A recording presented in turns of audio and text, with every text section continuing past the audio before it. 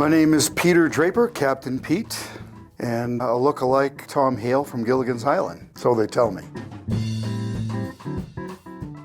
I had epic summers on the coast of Maine when my Aunt Stella bought 60 acres and a 3-story house on the ocean, and it was everything you could ask for, being on the ocean around lobster fishermen and sailing and swimming, and it was just a wonderful place to grow up.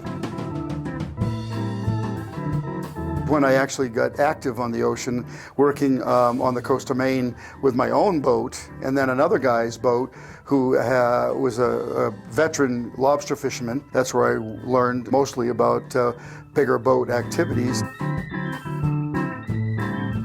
I had so much time on the ocean, I wasn't necessarily a good student and didn't have any real desires to do anything else at the moment. I think it's a great thing for people to do. I took and chose the Coast Guard because I had most of my experience on the water there, lobster fishing, sailing, and learned all the nomenclature about how to repair old wooden boats, because that's all we had in those days, not fiberglass boats.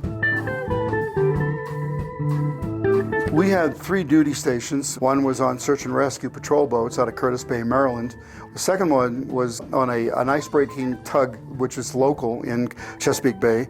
We did a lot of ice-breaking there. We did search and rescue as well, and summer boat inspections out in Chesapeake Bay.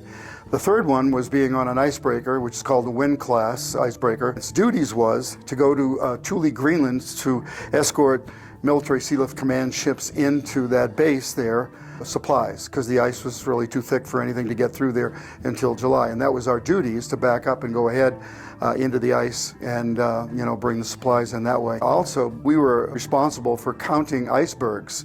Ever since the Titanic went down, we had that responsibility of taking the helicopters aboard and having the glaciists, what they call them, glaciers, to fly over there to the ice flows and plant a stake on the iceberg, on the ice flow or the glacier. And when they broke off during some part of the warm part of the year, we counted them so we could let the shipping lanes know how many were in the area. I love Lake Tahoe, and you have the California Delta, which is 1,000 miles of inland waterways. My favorite ocean bay, I think, is probably Puget Sound, with a lot of islands where people go diving. That's up in Washington State and around Friday Harbor, Anacortes and so forth, and the Florida Keys.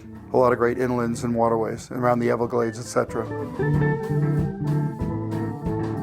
We made a trip over to Murmansk, Russia, to do some oceanographic research, and going into that port, it was the first time any American ship had been there since World War II.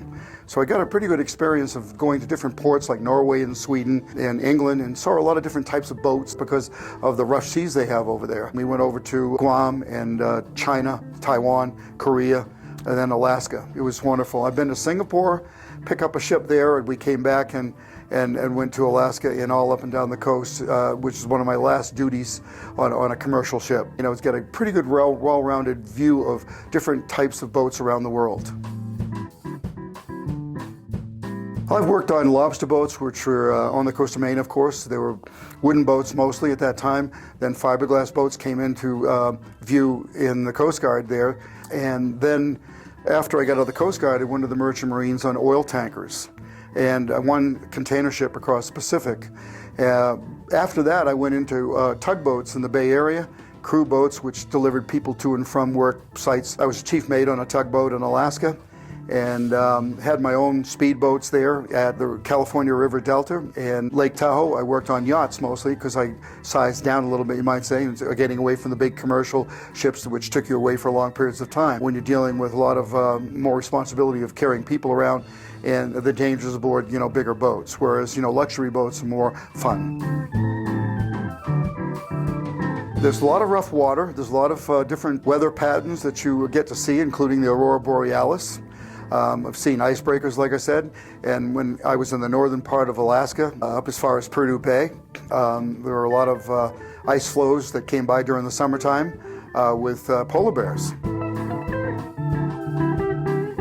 First, talk to people that have had the experience of owning a boat and take a boat training class. And that's what I offer as well. Tying different kinds of knots, how to dock and undock, and understanding the boat you're on. There's a certain time and place for you to go out in the water. You want to make sure that you know how and what you're getting yourself into. There are a lot of places you can go with boats. You can have a great time and have a vacation that's relatively inexpensive and have a great time instead of spending money abroad.